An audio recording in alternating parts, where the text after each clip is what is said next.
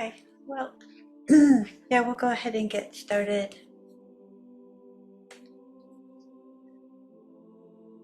There. So we'll take a couple of deep breaths, bring our attention inward, gently close your eyes or soften your gaze.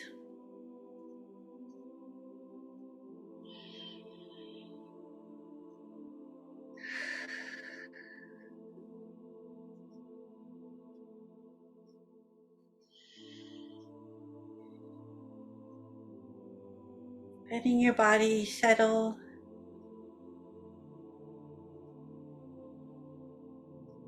and staying with the rhythm of your natural breath.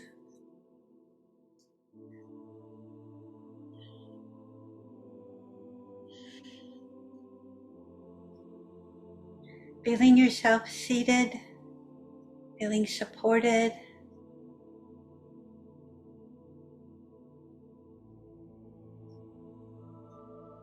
and aware of the contact points with your feet on the floor, your seat in the chair.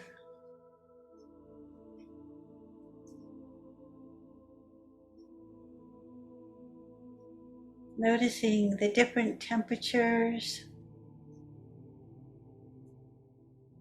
the different textures, maybe hard, maybe soft. And bringing our awareness to all of these physical sensations.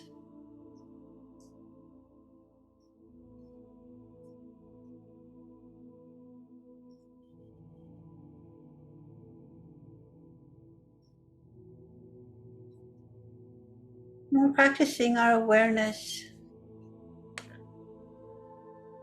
training our mind to be aware of all of these things.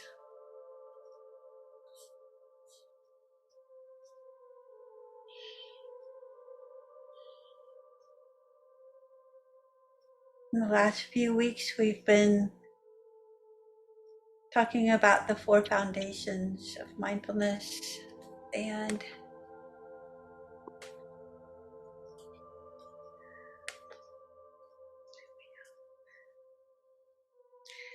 the first foundation being the foundation or the contemplation of the body. We practice body awareness starting with our breath, and we can practice that now. Taking in a long breath, we're experiencing the entire breath in. We know we're taking a long breath, breathing out long. We know we're breathing out long. And we'll do that a few more times, allowing yourself to experience that long breath, being fully aware of the in-breath, fully aware of the long out-breath.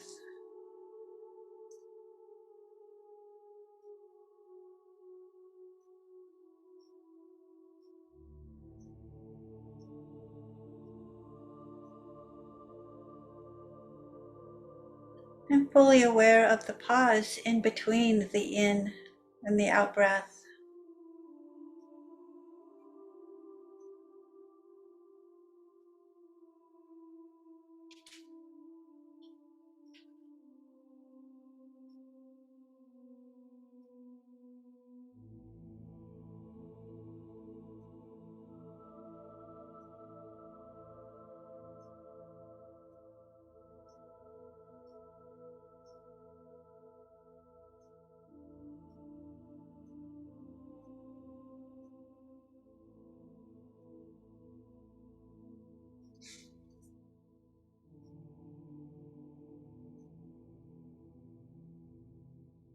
And the second step of breathing in short, you know you're breathing in short, fully aware of that short breath, fully aware of the short out breath.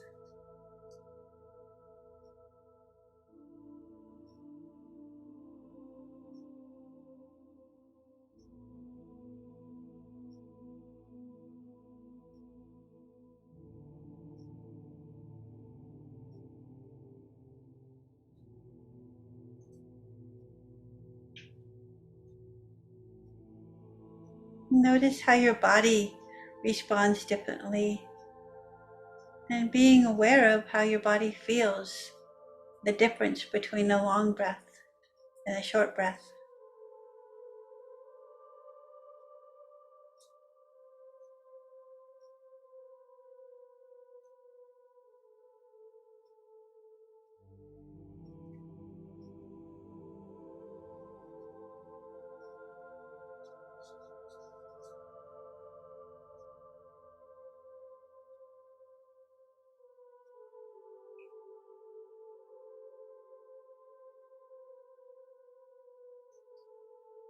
And now breathing naturally, just following the rhythm of the natural breath, continuing to keep that awareness of your body sensations.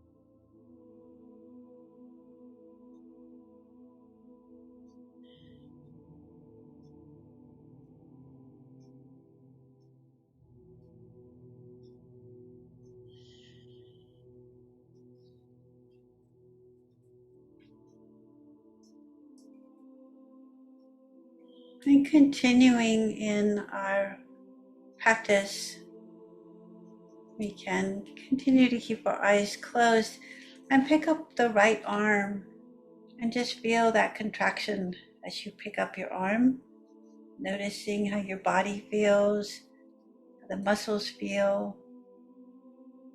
You'll probably feel that more in the shoulders. Maybe twisting your arm in different directions, experiencing those sensations as part of the body contemplation, being fully aware of this body and this breath, and then relaxing the arm and staying with those muscle sensations. How did it feel to relax those muscles?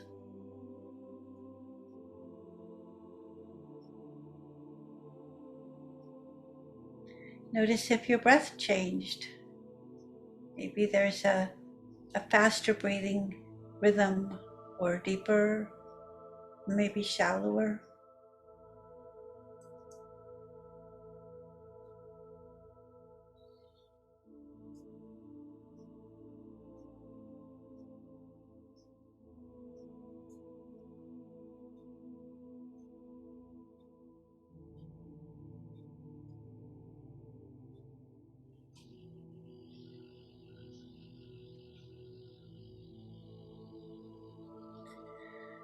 And this also helps keep our thoughts from entering and us getting caught in a story.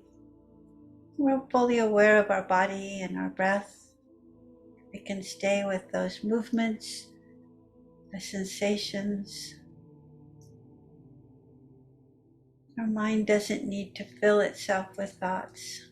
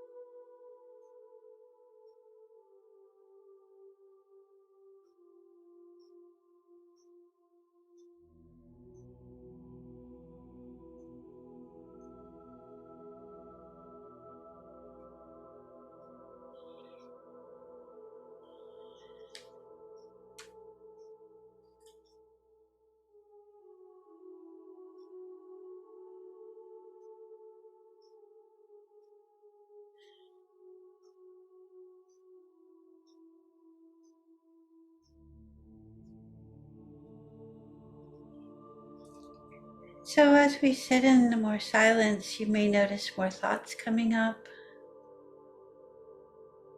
You may want to just make note of what kind of thoughts they are. Are they thoughts with judgments or criticisms? Are they thoughts with stories that we just kind of travel along with? Noticing what type they are and then allowing them to go by, float on by, and come back to our breath, anchoring in our body and the rhythm of our breath. Those movements and sensations.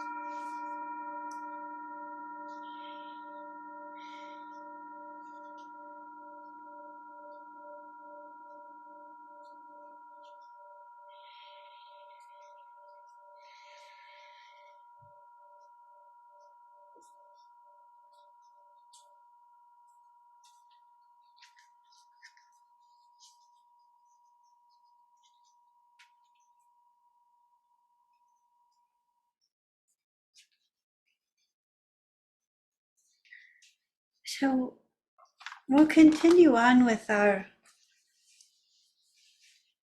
discussion on the four foundations of mindfulness. And staying on the first foundation, which is contemplation of the body. There's also the feeling tones, which will begin next week, mind states, and dharmas.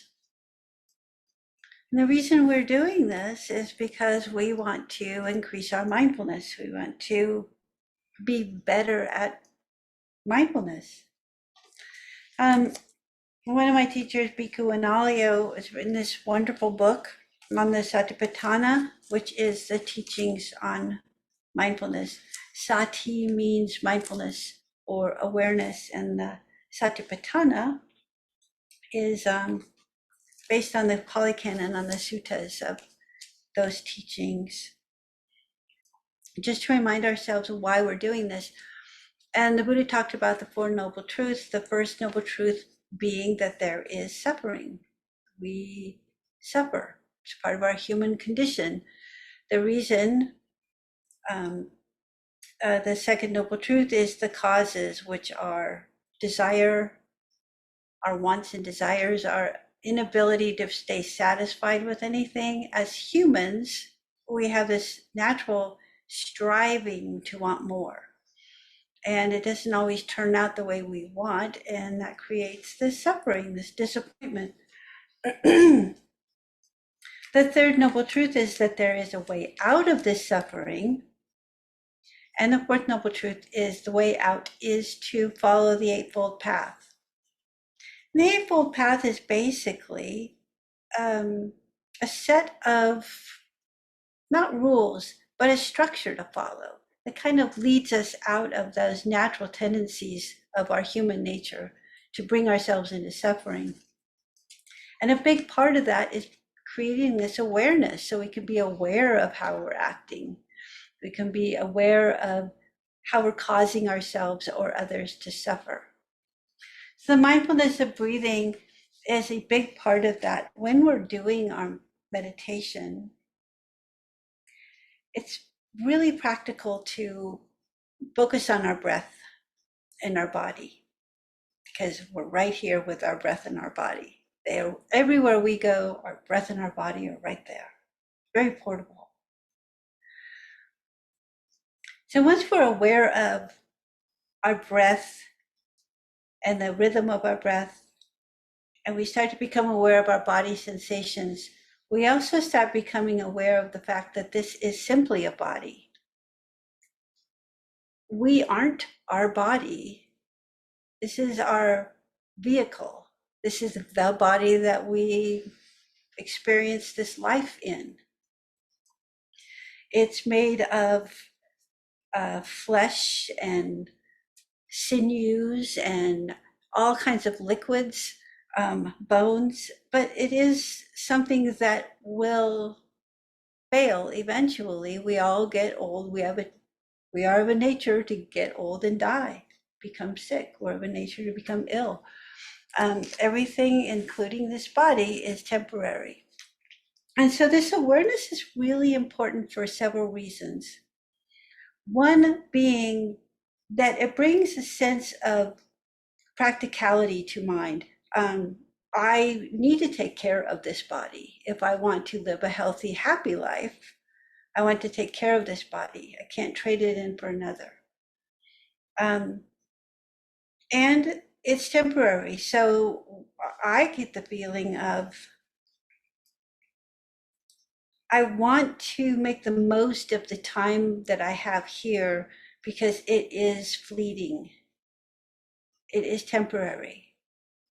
And as this body ages, it every time I look in the mirror, it's reminding me, I'm not going to be here forever. There is an aging going on, a process going on. So when we really get that, when we really become aware of that deeply, we start realizing that we have the time to create a life that we want. Rather than wasting time, complaining or not doing things, procrastinating, we have more of a sense of urgency to get things done that we want to do, to experience our life. And that can mean anything. That can mean going to Europe, writing a book, building a home, going gardening. It can mean anything that's important to you as an individual. And that's something to contemplate. When we're doing our meditation, it's something we can meditate on. You can meditate on, what do I want with this time that is given to me? So this first foundation is really important, just to grasp the reality of that. I know that logically we all realize we're not going to be here forever, but to sit and meditate on that and really grasp it brings us into the here and now. It brings us into the present day. We don't worry too much about the past and things we can't change. We don't worry too much about the future and how it's all going to turn out. We just take care of now. Today, what can I do? What can I do today? And it may not be much. You may be perfectly fine and happy to sit and read a book. You're not wasting your time, but you're thinking about being intentional in everything you do. And you're experiencing it fully, which makes our life fuller. How many times have we looked back and said, wow, 10 years just zipped on by? And a lot of times it's because we weren't paying attention. We were either making plans for the future, or we were regretting something in the past, or having memories of the past. And memories are wonderful, and I'm not saying don't do that. But I am saying bring the here and now to your full attention so you can fully live each day. I need to have that reminder once in a while. And I think I like to remind others too, for the same reason. Life is too fleeting. So we did the first two contemplations of the short breath in, the short breath out, long breath in, long breath out. The third being awareness of the body and our muscles and our movements. How am I walking through the world? How am I using my body? I'm aware that I'm sitting when I'm sitting, aware that I'm walking when I'm walking. And then we go into the fourth part of this, which is the teachings in regard to the body. As Bhikkhu Bodhi says, it's nothing more than a jumble of meat, bones, and hair. And this goes into deep discussions on the 32 bodily parts, which we're not going to get into, but to generally swoop over it, there's very deep teachings on the body and all of the 32 bodily parts, because it is very unattractive to think about all of those, all the organs, all the liquids, the pus, sinews, everything that is named in the suttas. It's very undesirable. And the reason the Buddha went into these deep teachings on the what the body is really made of is because when you're a monastic, it helps dissolve that desire for lust. When you see somebody as parts of body, it's not very attractive. And so if you're a monastic, it's very helpful to think of someone in that way. If you're having, you've taken the celibacy vow. So, and that can be a really big part of the suffering that monastics go through. What we really want to talk about is the fact that those things are true, that this is a body that is set up to age and eventually die. We don't need to go into the charnel grounds for 2 weeks and look at the body's decay, because we're not monastics. But that is a big part of their training, just to really deepen that understanding of the fact that we're not going to be here very long. This is very impermanent. More than that, they talk about the 4 elements: earth, water, fire, air, and our breathing would be considered air. Blood is part of the water. The flesh is made up of different earths, as are the bones. The fire can be the heat from the body. So this is a lot of deep teaching in how the body works, what we're made up of. And I really don't want to go into great detail on it, but I really do want to hit home with the part of, this is important. Our body's getting older. We need to take care of our body. We need to feed it good food. We need to exercise. We need to understand that we are temporary. So let's make the best of it.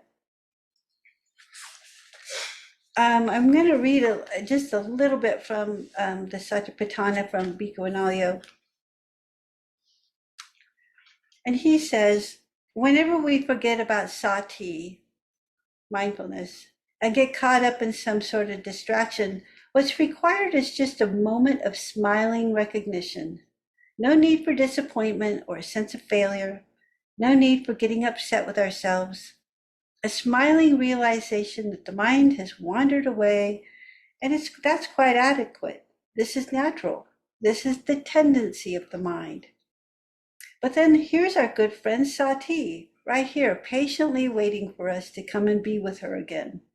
And being with her is so pleasant, so calm, so spacious. It's just much more attractive than any kind of thought reaction or daydream, anything our mind could entertain.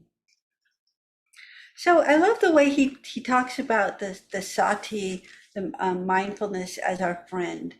That whenever we find ourselves getting upset or getting caught up in something unpleasant, that's always there. We can go back to that. That's our friend waiting for us to return. Remember me, mindfulness? You don't need to get caught up in your anger or your emotions.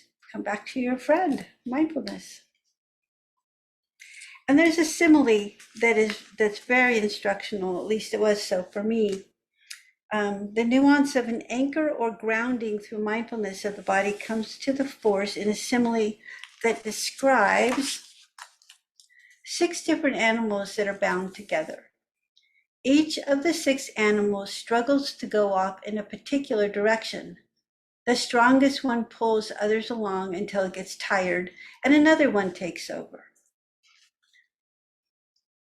So establishing mindfulness of the body is like firmly planting a strong post in the ground. However much these thoughts struggle to bring you here and there, that anchor, whether you're in the body or the breath, is going to keep you grounded.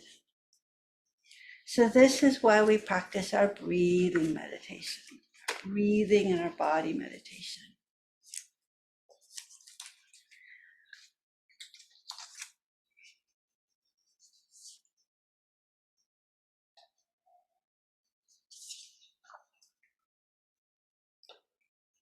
So let's do a meditation then, if there's no questions. We'll do a meditation on our body.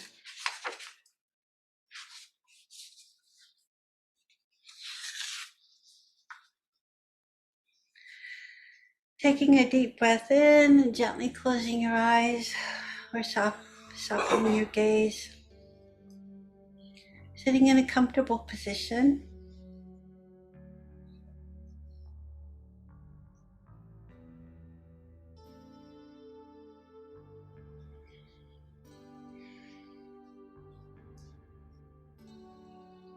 Keeping your shoulders down, your belly softened. Staying very relaxed but sitting upright.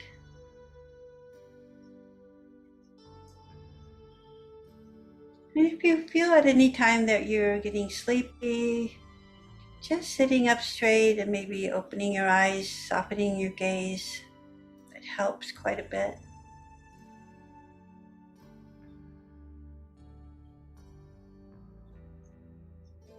So again, we'll start with the breath. Taking a long breath in, and we'll count to 5, breathing in 1, 2, 3, 4, 5, and breathing out long, counting the 5, 1, 2, 3, 4, 5. And we'll do that a few more times, being very aware of the long breath in and the long breath out.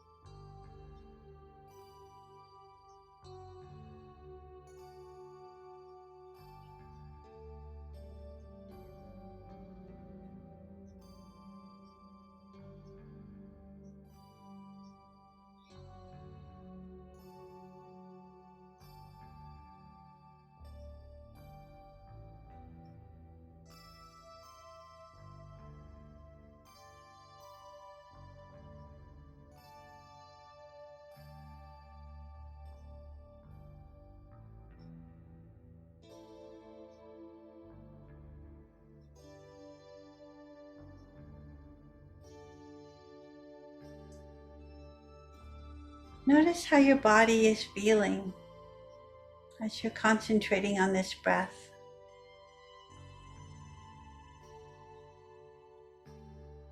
Sometimes there's a sense of struggle. Sometimes there's a sense of not being able to relax. And if you notice that,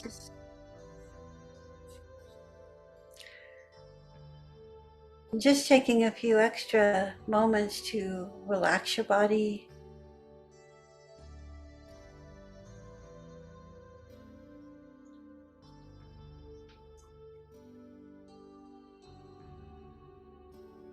feeling yourself sitting supported.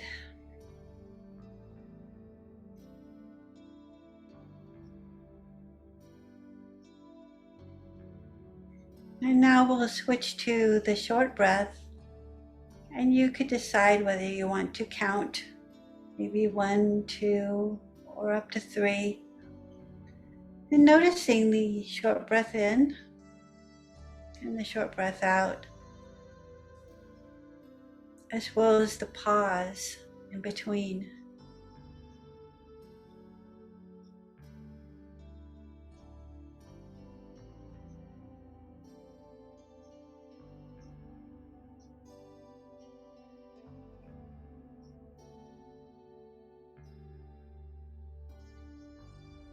Notice how your body sensations, which ones are alive, which ones are awake. What body sensations are you aware of? Maybe just a movement of the belly and the chest.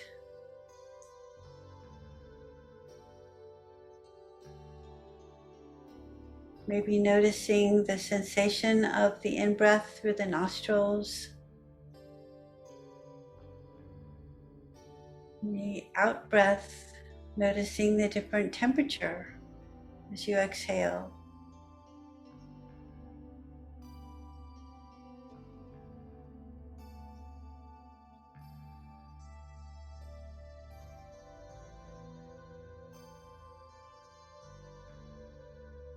And the short breath is usually a shallower breath. We can be aware of how that feels in our body.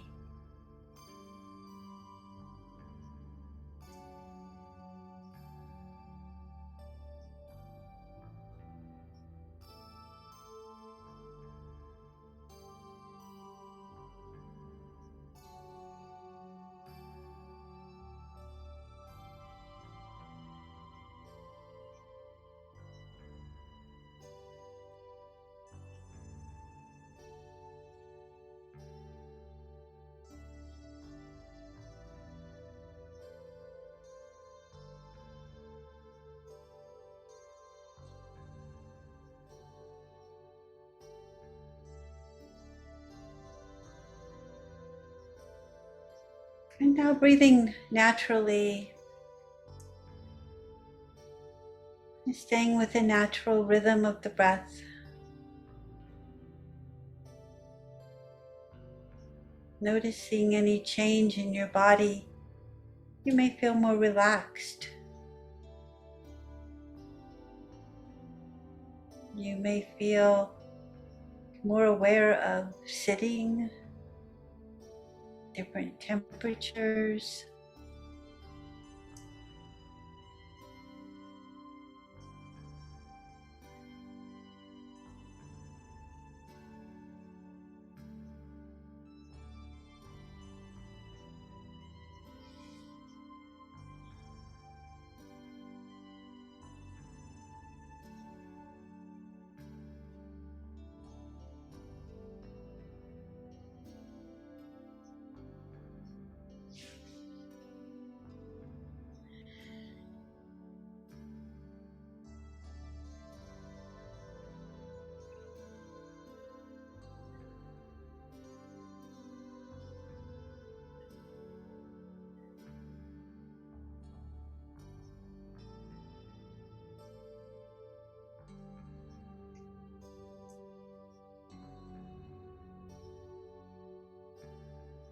And notice any thoughts or images or feelings that arise.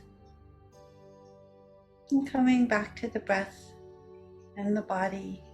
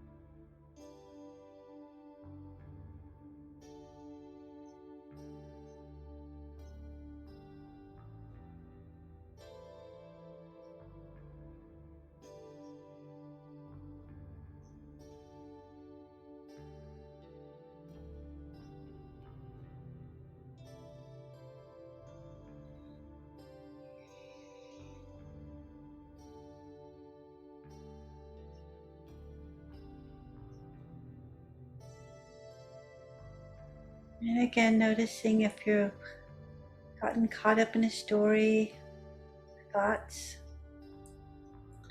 Just coming back to our friend Sati, mindfulness. That's always waiting for us to come back.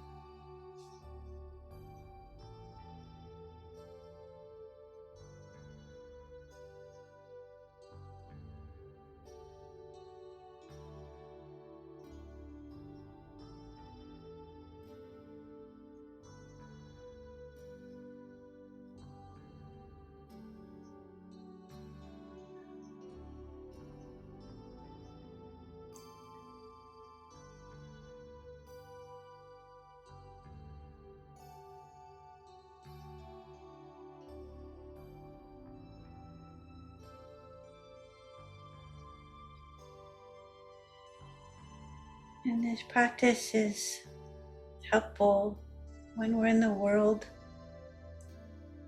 and we become emotional or reactive.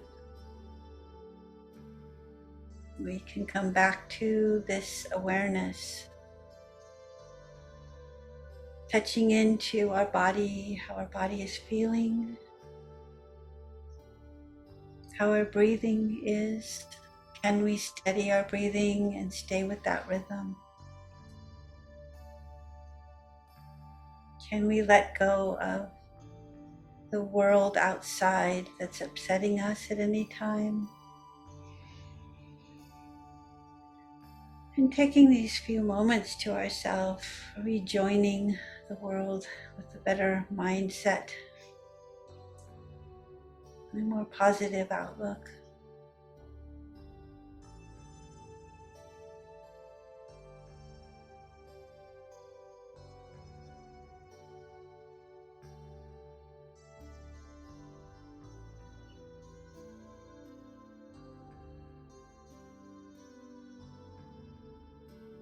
And as we learn to take this practice with us daily, we remind ourselves that each day is a gift. Our bodies and this life is temporary.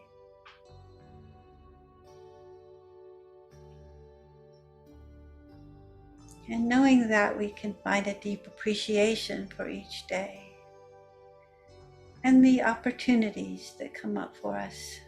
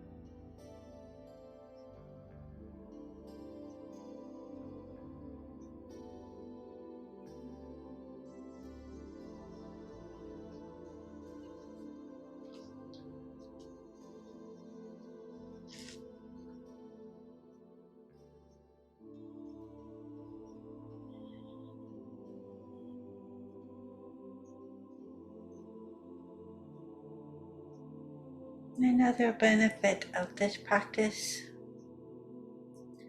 is to remind ourselves when something unpleasant happens. We can make the conscious choice to be compassionate, forgiving, which creates an openness where others can feel more at ease.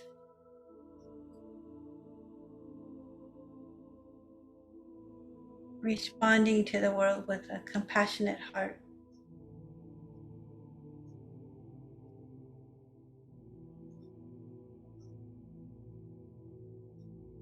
It helps soften our emotions. It helps us soften others' reactions. It makes life more pleasant, less suffering.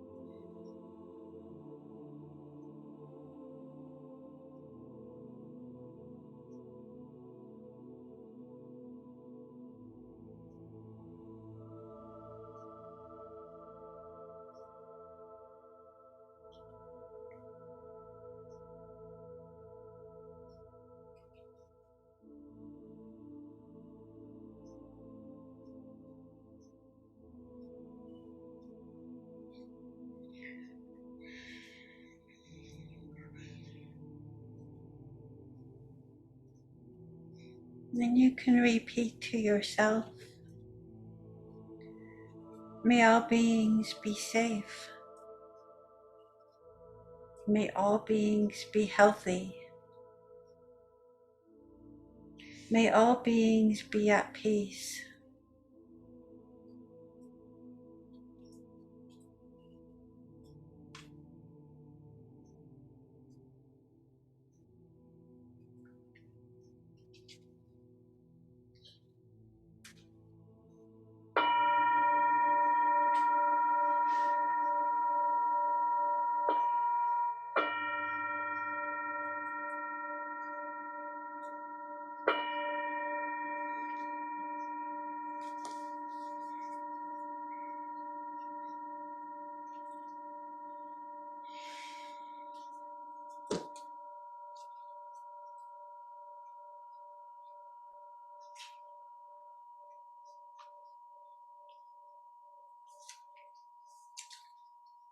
Now, thank you for meditating with me tonight.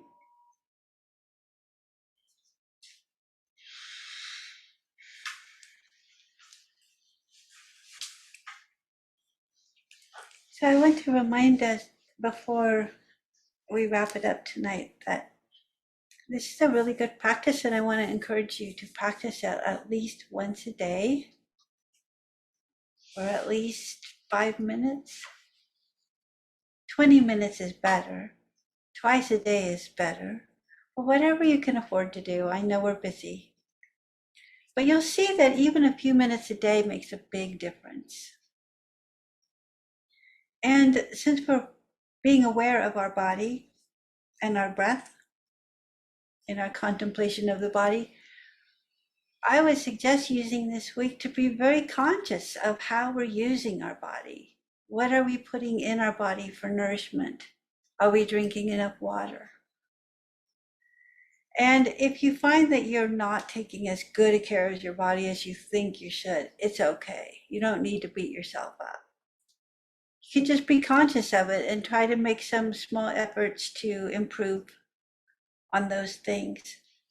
But it's more of being aware. It's just waking up to how your body's feeling, how you're using it, what you're doing with it. And loving your body. You know, this is what we have. This is our vehicle for this life. So I know that some people love their cars, but you know, we really should love our bodies. This is the more important vehicle. It lasts longer too than a car. It does. Thank you for that reminder. It does last I'm longer not than sure of that. We have a 1948 Kaiser sitting at home. Okay, right. That's true, but we don't drive it every day. No. I drive this every day, Yeah. one way or another. That's true. All right, any questions, Zoomies, before we wrap it up? It's good to see you here, Rob. We missed you. Hi, Rob. Yeah. It's good to see you, Brother, Katrina, Dee Dee. I'm glad you could make it tonight. Y'all. We'll see you next week. I love you all. Take care.